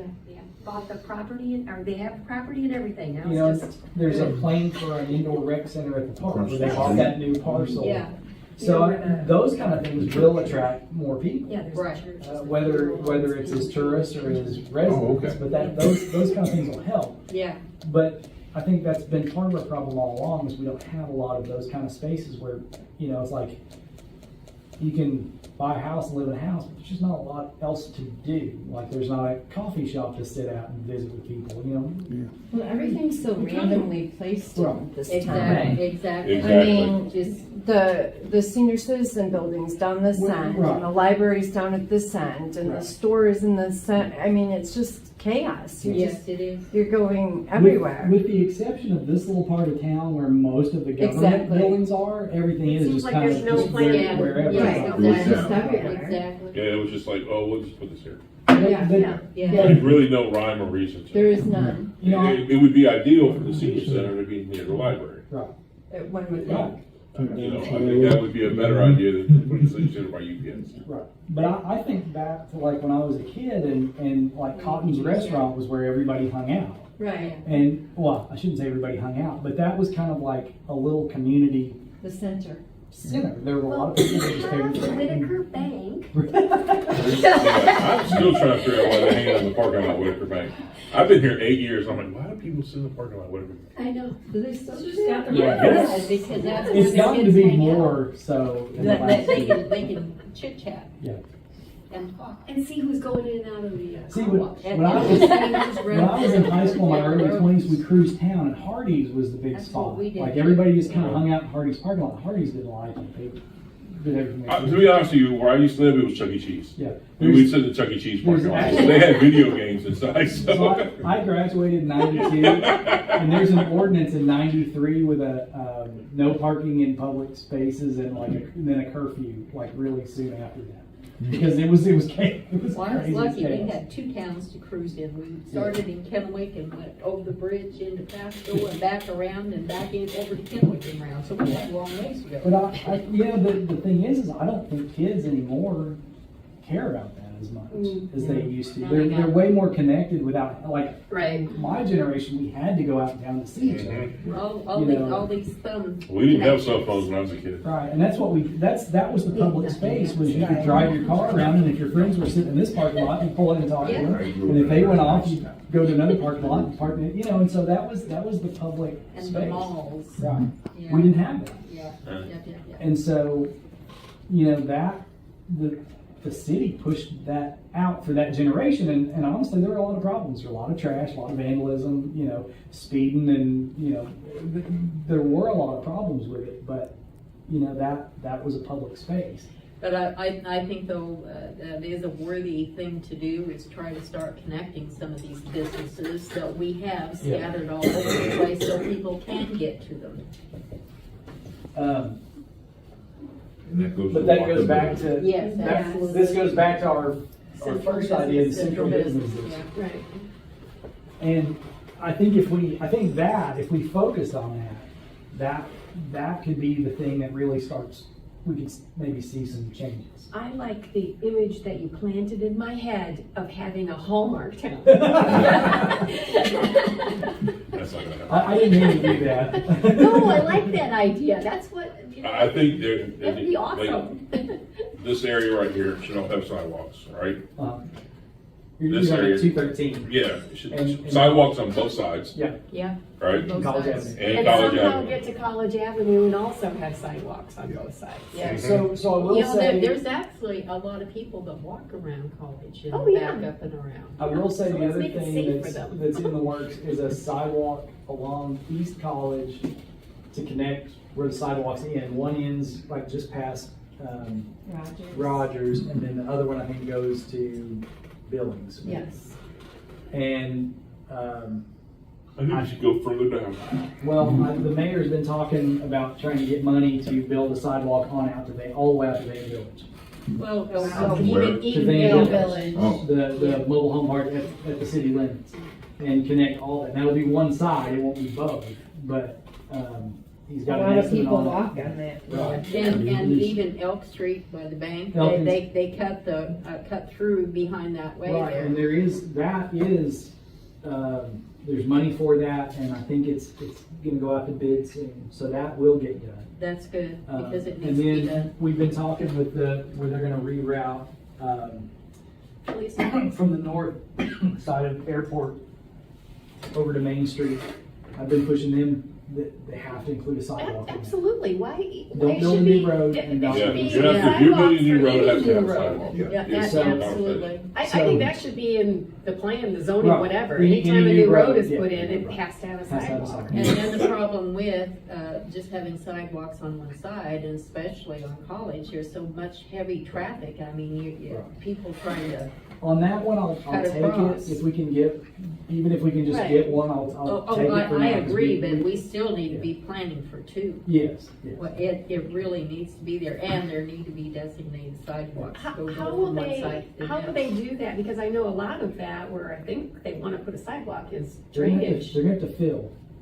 Yeah, I don't know if they'll enclose the ditches or if they'll just add more dirt, because right now, it's like I was talking about with Railroad Street, like on the edge of the pavement, it just drops off into these ditches, there's no shoulders. No. Yeah, Which is a safety issue for people driving. yes, it is. When I moved to Kentucky, I just assumed they didn't know what shoulders were. There's no shoulders. But, it was drainage. but you know what? I see that as a benefit because I can go anywhere and drive. I stay in my lane. I don't leave my lane ever. Absolutely the truth. Yeah. I ran into the same thing. But yeah, the connectivity is a big issue. Now, when I was the transportation planner at the ad, the state had all the ads do, it started out, it was a few, they designated certain ones and had us go out and do a side, or I think what it was called. I don't think it was sidewalks, I think it was bike ped inventory. And so basically any bicycle pedestrian facility in the community that we were assigned, we had to go out and do that. And initially it was like, I don't know, 2 a year, they're gonna do 2 a year. And then after the first year, they just said, okay, we're gonna do all the incorporated communities in our district, or your districts. And so we went back, and so we ended up doing those I did them for Stanton, Clay City, the surrounding counties. So that's there. I need to get that and put that in, but that was what we have existing for sidewalks. Now, that would need to be updated with the new stuff on 213, and the stuff that will be built, that we were talking about. But, you know, that's the kind of thing, it would be really easy to pull that out and say, okay, we've had X number of miles of sidewalk. Somebody in your purse. My son. I hear a poor man in your purse saying, hello? Chris, I'll call you back. I'm meeting right now. It was hilarious. He said, sorry, everybody. You should have just put him on speaker. I just heard this voice in her purse go, hello? Well, does anyone out here have anything that they wanted to add, or? But we can talk all night, we're good. Right. Yeah, and I moved from bigger cities and stuff, and reason why I moved here to Stanton was because my daughter and grandbabies moved out this way. When I came here to Stanton, I asked her, I said, why would you move to a retirement community? Actually, you have no manufacturing here. You have no industrial. I guess you used to, but now it doesn't. So I mean, and it's just slow here, and it's beautiful, and I love it. I actually live just 5 minutes, 8 minutes out of town, and to come to this small town is great for me. And you're talking about trying to get into Kroger's with all the traffic. It ain't a lot of traffic. Oh, no. You don't realize that this is beautiful. This is beautiful here. I mean, and that little walk is good for us. I mean, you know, if we don't walk around where we live and stuff, that little walk will help you out throughout the day. But it is actually a wonderful town, and it's really, I don't see a lot of people raising their children and children sticking around here because there is no jobs unless they want to continue to work at Dairy Queen or places. Absolutely. But I mean, and they're going to move on, and they're going to go to bigger places, Lexington or further on to other places, you know, You know, different I think states. that's one of the goals that we have here is to keep people here. Yeah, and if So, you make but there's this, jobs coming in here now, and that, you know, I'm gonna pay a good salary Yes. where people can make a living. And, you know, that takes time. right? yes, absolutely, and like I say, and I think this was a booming place at one time. I hear these elderly people just telling me that they used to love from Mount Sterling to come here to Stanton, and they would walk around this town. It used to be hotels and businesses, and it used to be a booming place. But now this lady here has got a business where it's damn near a ghost town if you drive down that way. You know, it's like really deserted, and you don't really know that there are businesses down her way. And with you, I'm not from here either, but I've heard at one time, there was a CAD program and it was high tech at Powell County Schools. What happened to all of that? And that drew a lot of people here because kids could go to high school and get into the CAD system. Yeah, I would really concentrate on making this just a beautiful town, and like you say, don't look for the big expansion. Just make it beautiful, and what do they say? Build it, and they will come. So, I mean, but I always felt like, Mount Sterling got thousands of people over there, you know, and they're Yeah. huge. So They- I understand them having a beautiful town, but we can travel there, you know, as a park that's close to us to go visit with them. You know, we don't. I always thought Have to have it here. that Stanton we should make Stanton a wonderful place to live. Right. And if I know a lot of people that would like to live here, but still work in Winchester or work in Lexington or work someplace But they have no else. choice because they're going to to work here. Well, right, but I mean, they're working over here, but living here, make this almost like a bedroom community. Except we need to build our own city though too. But I'm We old. can't just depend on people living here and driving someplace else to work. We have to have the balance of good living and manufacturing, good paying jobs to get people to come here, stay here, raise their kids here, and the kids have an opportunity to stay here. The other thing to consider in that is the nature of work is changing, and Yes. more and more people are going to work remotely. Yes. So their occupation isn't going to be geographically constrained. And so from that standpoint, if we can make it a place people just want wanna to live. live, Yeah. then they'll relocate here once they're able to work remotely. Because we have the Red River Gorge, and that's going to draw all kinds And of that's people. gonna, and that's a huge thing. Exactly. We can feed off of that. And- I mean, I talk to people up there and they say, we love the area, so now we're gonna get a restaurant, all right? So that'll Make be, things to offer that'll to the bring in more tourists. people from, so I think for immediate funding, so to speak, we draw off of the Red River Gorge traffic. Yes. So we're getting a restaurant. Maybe a shop will open that up that'll, you know, I don't wanna use, like, the sports shop, so climbing equipment Right. and stuff.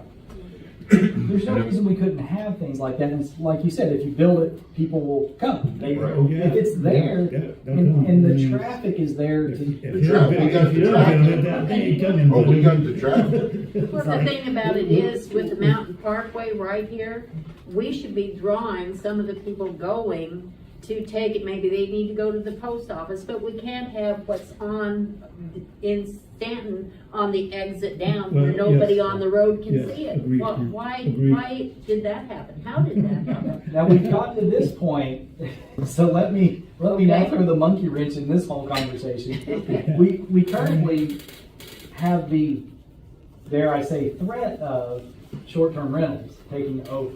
And we don't want that. Short-term renters.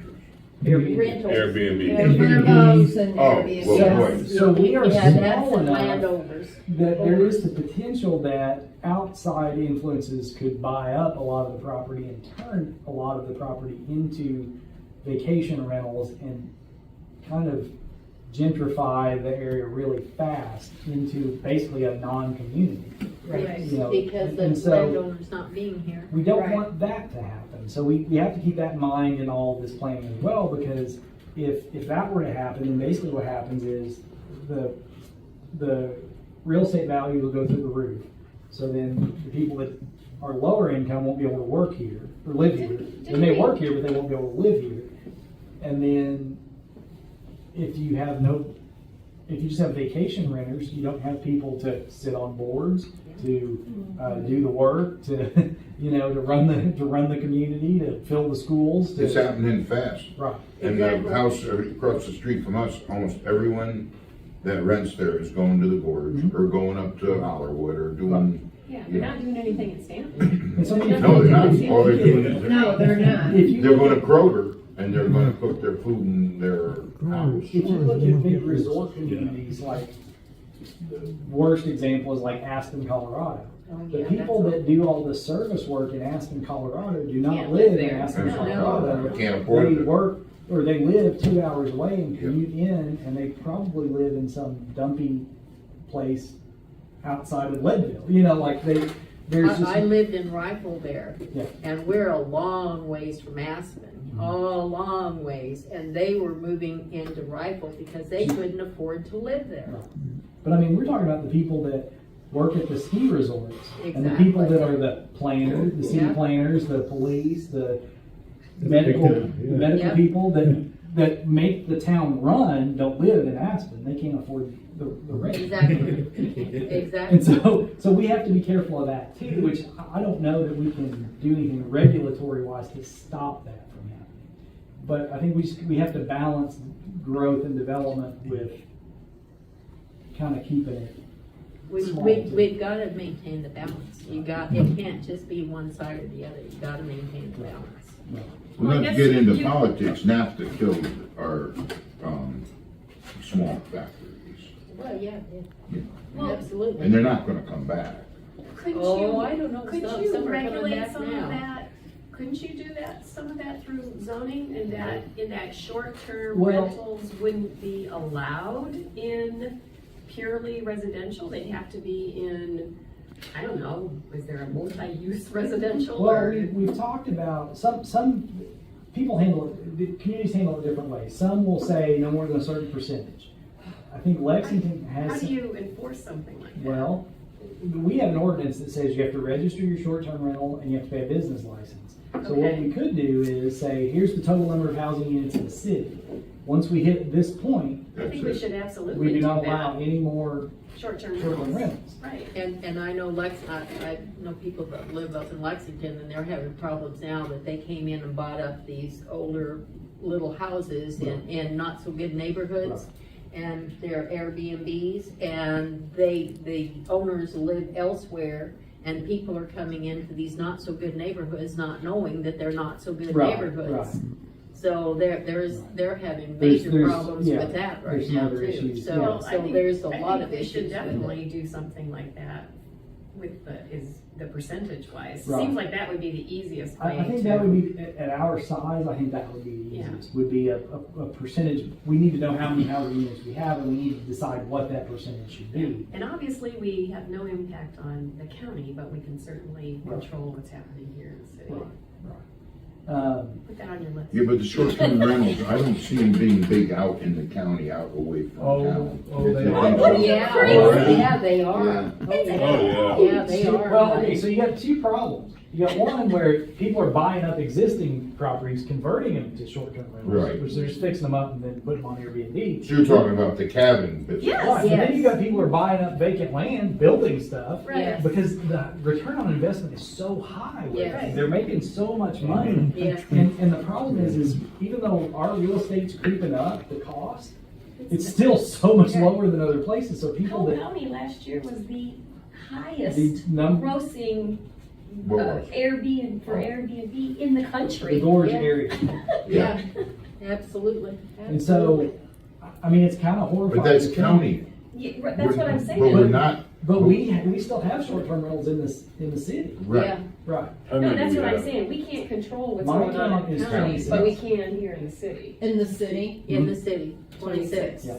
And I figured if we said 5% of the housing units, and I don't have the exact number, I need to get that. But my estimate was that if we said 5%, that would be 50. So that'd be twice what we have now. So let's cut that down. 5% of the Causes residential's in the city If we would be if we double of what decided we're having now. So let's say it's 2.5%, we're at our limit. Right. And, It- yeah, and the thing about it is, we don't want Airbnbs, new builds or remodels, whatever they are, to take up space that hopefully we're gonna have some kind of building rentals that we need, Right. nice places Right. where people can come and be here and be part of our little city. The other thing we can do with short-term rentals, we could say, okay, so so there's owner occupied, there's owner not occupied. Right. So like it could be the way Airbnbs originally started was I have a house and I rent out my basement or a room or whatever. Right. Yeah. And then it turned into I'm going to rent my whole house out. Mm-hmm. So we could say, if they're not owner occupied, we are a little bit stricter on regulation. If they're owner occupied, we're a little less restricted. That way, that gives me. So I'm, my daughter's almost 17. In a couple of years, she'll be gone to college, and I've got a 1,200 square foot house, a 1,200 square foot basement. I could turn my basement into a living unit and rent it out for income.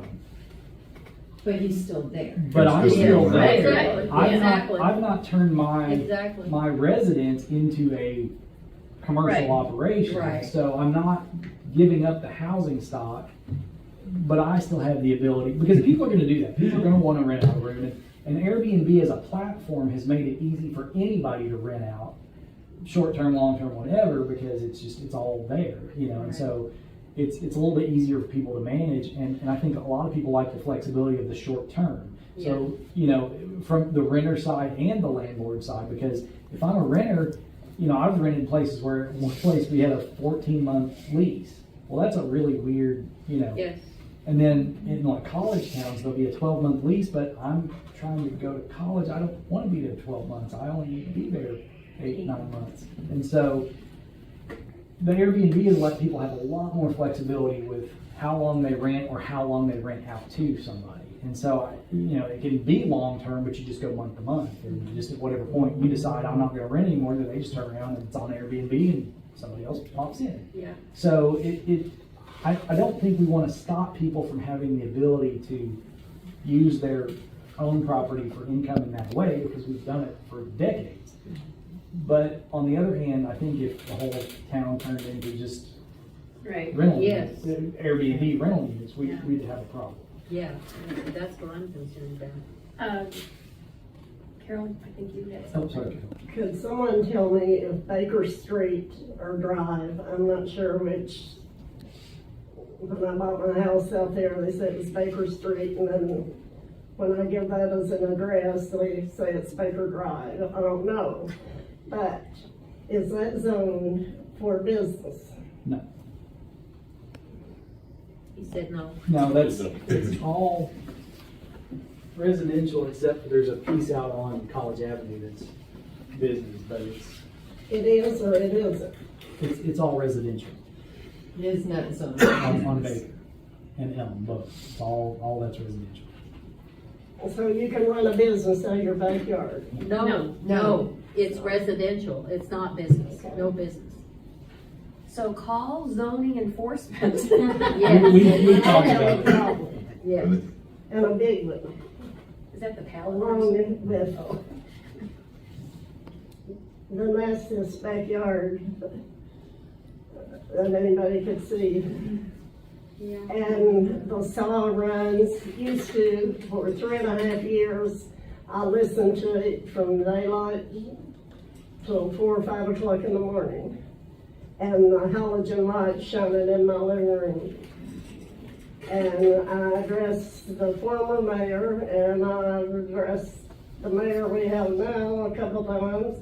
I've talked to Chris 2 or 3 times. He told me to bring some pictures, and I didn't get them on, Woodworking. And that's residential? he saw us, he was making marking tables. And now Chris says he's making pellets. Well, No, a job's a the job. pallets is somebody else altogether. Huh, Pallets is somebody else altogether. so, It's not him doing the pallets. well, that's my mistake, and I misunderstood you. Yeah. But, So why can't you do anything? Well, Carol was gonna send me pictures. Oh, gotcha. He's trying to make a living. I don't want to, I'm not trying to put him out of business. We have the same situation on our street at the end of the street. There's a It's business. like behind. That's the not even backyard. a good picture.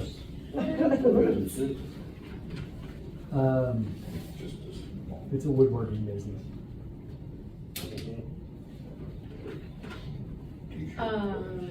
This is totally off subject. Yeah. Chris, Oh, go ahead. I'll send you some Chris. But I was thinking a community garden, Oh, that maybe yeah. like Yeah, the if you- FFA kids or the homemaker kids or whatever in the school Just email me, could Chris. participate in. Maybe some of the senior citizens that were,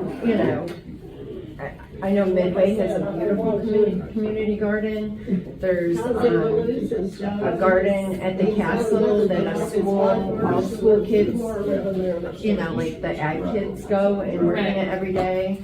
Doing something like that with the extension office, to me, would make sense. True. You know?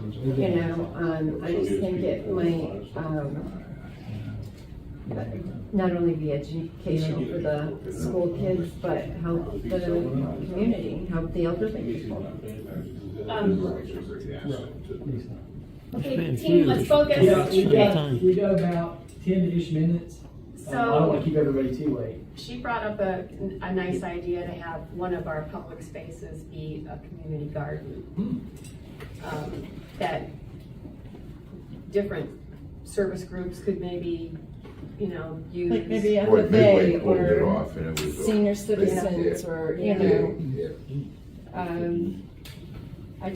I went to the castle about a month ago, and they are farm to table in the restaurant there.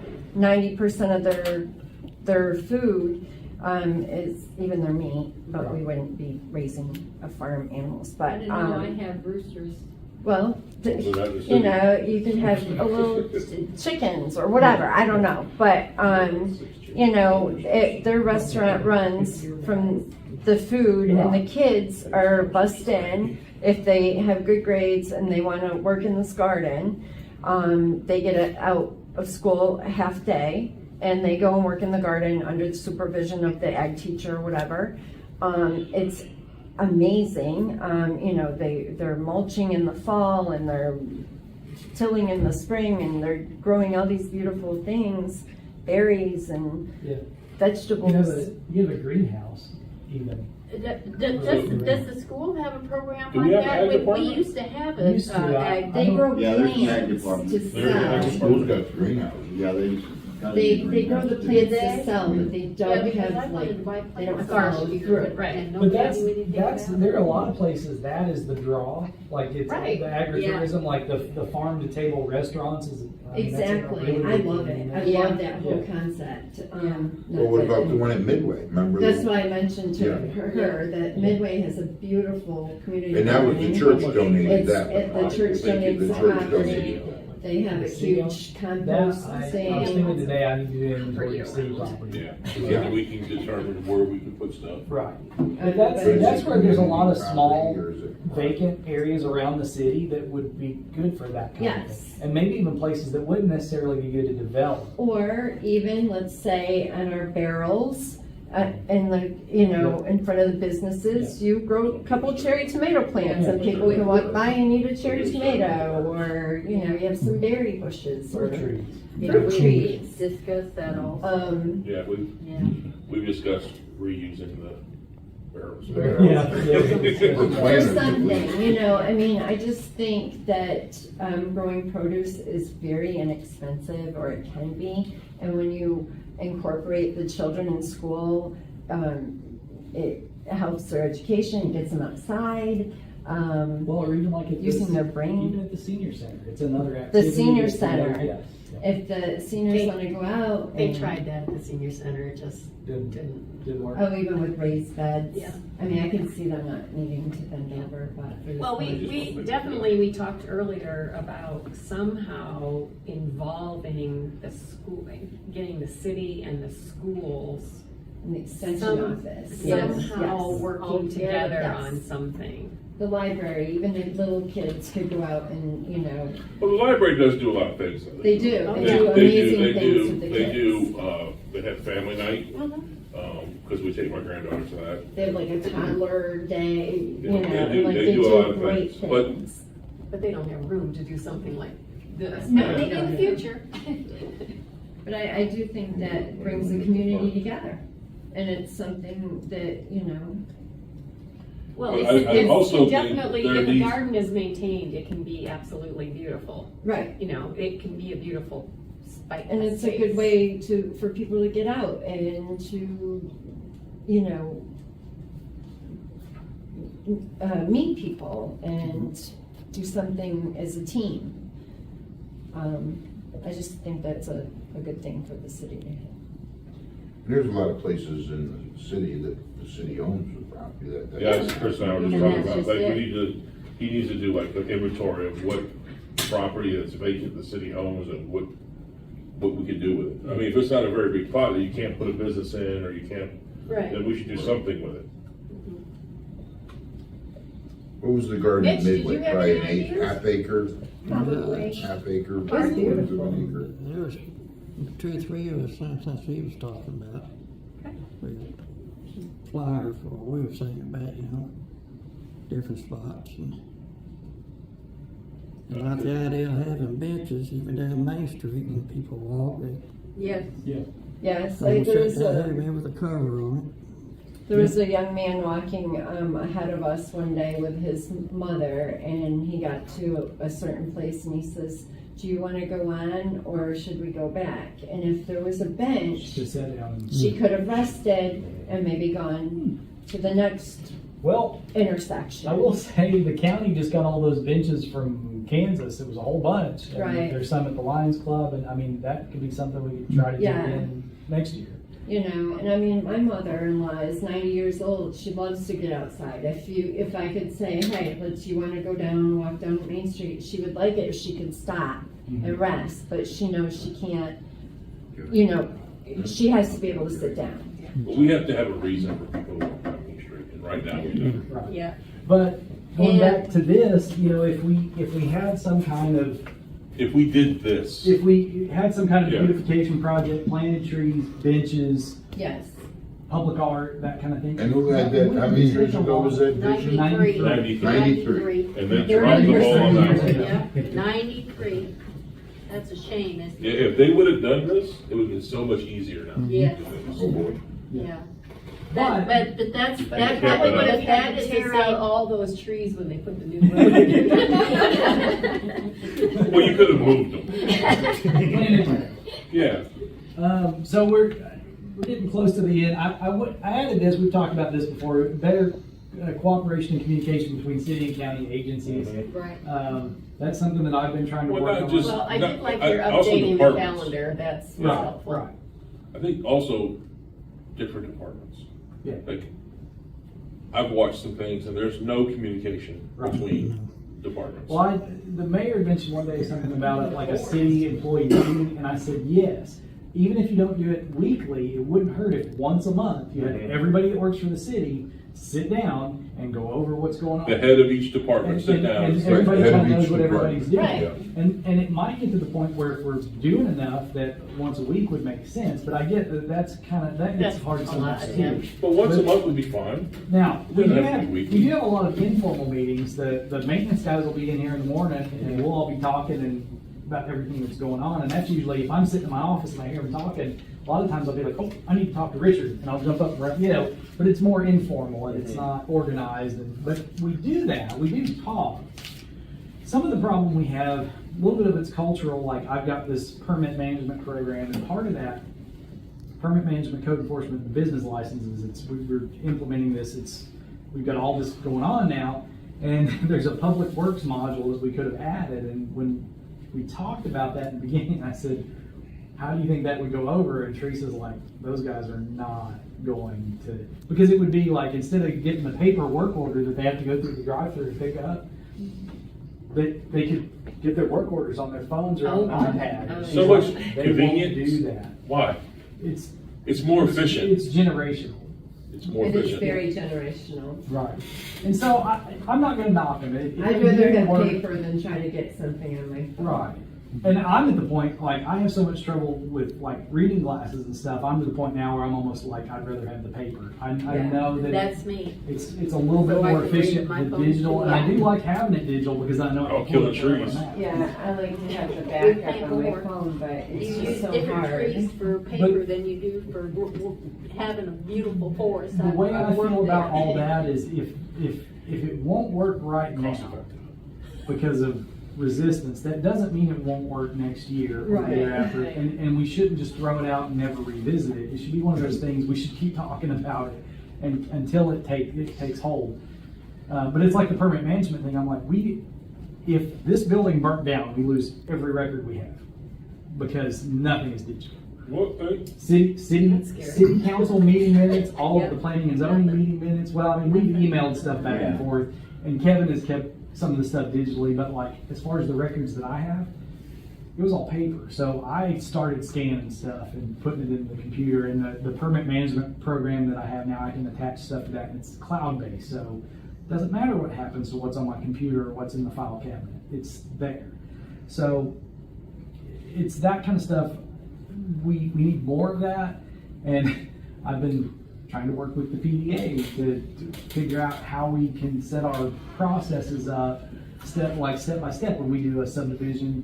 Like the 911 coordinator doesn't want to give an address until there's a building on the property, but I'm like, but I need an address to do a permit before they build the building. So I'm trying to get it worked out where there's this logical progression of this is how we're going to do things that should have been there all along. But everybody's just kind of The doing. post office and PVA don't work together on that? I mean, a set of nothing. The addresses are, yeah, the addresses are 911. They do, yeah. I think there's a lot of lack of communication between departments. And so, but I'm trying to be the one, like, I just emailed Justin and go, hey, I've got a permit for these two, and I need an address for it. Wow. You know, and so he's been more receptive, but in the past, it's always been, he wants to do it this way, so everybody's, well, that's how it is. And I'm like, but we can have some back and forth and talk this out and figure out what actually we need to be doing to make things go out. A lot of things happen in companies too, where that's the way it's always been, and they don't That's want it. to change it. Right. That's it. Just because that's the way it's always been, doesn't mean it worked. But I will say, when Justin and I had this conversation, and he even said it's frustrating that that's the case, and that he wants to see things change. Carmen, the PDA, when I talk to her, it's the same thing. It's we need to fix things. We need to make things better. We need to talk more. But nobody's been having those conversations, but everybody wants to have those conversations, so it's, yeah. And that's why the plan has not been, anything done for years and years. If you get to a point where you're ready to start looking for funding for some of these endeavors, then I'm your girl. I do. How about Let's have a engineering? Let's have engineering to find out where all of our systems are here. I'll give you a big one, because we need to know how much water do we have. Right now, runoff water is feeding into our regular waste system, which is filling up our system out on the other end, you know, to process all of the sewers, that we need to know what is where. Karen's That's, the one you want to talk that's to. me. Oh, Karen, you know what, I've had a lot of construction. You and I are gonna be real good friends. Okay. I'll send her to your meetings. Perfect. All right, I'll be glad to go. Yeah, Yeah, good. We need people from South County to come. good. All right. All right, well, Good Chris, meeting, you Chris. just stopped by to talk 8 about o'clock. something. We're a good job. We talked it all Sure night. did. Thank you all. Appreciate everybody coming, and what I'll do,